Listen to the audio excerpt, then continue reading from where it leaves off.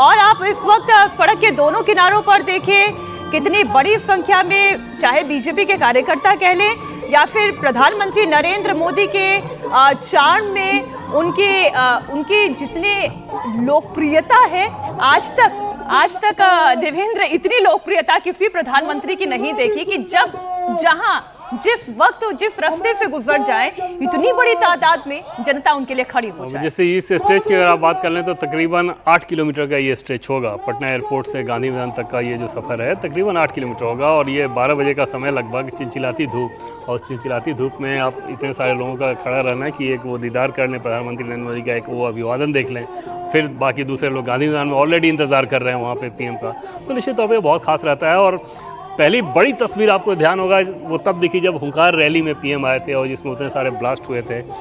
कितना बड़ा जमावड़ा था, कितनी बड़ी अनहोनी वो हो सकती थी, जितने सारे सीरियल ब्लास्ट हुए थे उसमें। बावजूद इसके वो आप कहें कि ईश्वर की कृपा रही और बाकी चीज़ें मैनेजमेंट ठीक रहा कि कोई अनहोनी नहीं हुई, लेकिन लोगों में, बिहार के लोगों में नरेंद्र मोदी की लोकप्रियता वो दिख रही थी। और वो उस समय क्यों, उससे पहले आप देखें तो बीजेपी JDU के बीच संबंधों में जो खटास वाली बात होती थी उसके फैक्टर नरेंद्र मोदी के नाम का आना ही होता था। और जब वो नाम आए JDU की तरफ से कोई ना कोई ऐतराज होता था और बीजेपी के कुछ नेता उसमें मुखर रहते थे, गिरिराज सिंह जैसे नेता मुखर रहते थे, और वो कहानी चलते गई। और आज ये आप सफ़र देख रहे हैं कि बीजेपी का अपना मुख्यमंत्री बन चुका है, पूरी सरकार बन रही है और PM मोदी वहां पे जा रहे हैं। और तस्वीर आप देख लीजिए, तस्वीर आपको दिखा रहे हैं।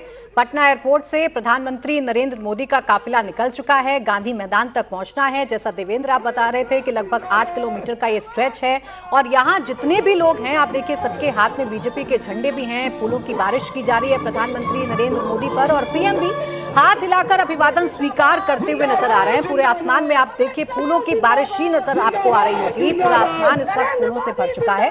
प्रधानमंत्री का स्वागत किया जा रहा है ऐतिहासिक मैदान यानी कि गांधी मैदान में उनको पहुंचना है और थोड़ी ही देर में सम्राट चौधरी सरकार का मंत्रिमंडल विस्तार होने जा रहा है। तमाम जो लीडरशिप है बीजेपी की वो मंच पर मौजूद है, बस इंतजार प्रधानमंत्री नरेंद्र मोदी का है।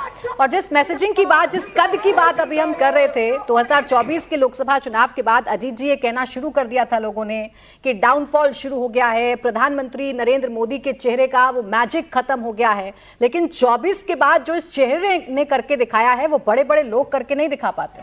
बिल्कुल, वो जो एक लगातार चर्चा हो रही है, जो एक विंडो खुली थी, जो एक खिड़की खुली थी अपोजिशन के लिए, वो खिड़की बंद हो गई। बंगाल के बाद तो लगभग पूरी तरह से एकदम सील हो गई वो खिड़की। लेकिन ये बिहार भी एक अपने आप में, चुनाव पहले हो गए थे लेकिन वहाँ जीतना और सरकार बनाना ये बंगाल के पहले ही हो गया। ये अपने आप में एक बड़ी बात थी, क्योंकि ये उड़ीसा के बाद एक माना जा रहा था कि बिहार और बंगाल अब दो ऐसे राज्य हैं जहां अगर बिहार बीजेपी का अपना मुख्यमंत्री बने तो उसका फिर एक राष्ट्रीय स्तर का एक मैसेज बनेगा। तो पहले बिहार में बना, अब बंगाल में भी बनेगा, आगे उसके इवेंट्स हम लोग होंगे तो देखेंगे ही। और प्रधानमंत्री के लिए एक जो सेटबैक था 2024 का लोकसभा चुनाव, 240 सीटों पर बीजेपी रह गई, 63 सीटों का नुकसान हुआ। बिहार में भी नुकसान हुआ, यूपी में नुकसान हुआ। मेन यूपी में मुख्य रूप से, बिहार ने तो तब भी बचा लिया था क्योंकि नीतीश कुमार के साथ आ गए थे लोग चुनाव के ठीक। बिहार नहीं बचाया था। तो बिहार में 30 MLA 40 MP, 40 में से 30 MP जो है वो NDA के जीते बिहार से। तो नीतीश कुमार का आना जो इंडिया ब्लॉक को एकजुट कर रहे थे, जिन्होंने इंडिया ब्लॉक एकजुट किया, बाकी तो कोई नहीं कर सका था जो नीतीश कुमार ने किया। और उन्हीं के यहाँ सबसे पहली बैठक हुई थी, एक अन्य मार्ग में ही इंडिया ब्लॉक के नाम रखे जाने के पहले सबसे पहली बैठक जून 2023 में वहीं हुई थी। तो वो चले आए थे, तो इससे चीजें बदल गई थी और सब चीजें बिहार से ही बीजेपी के फेवर में जानी।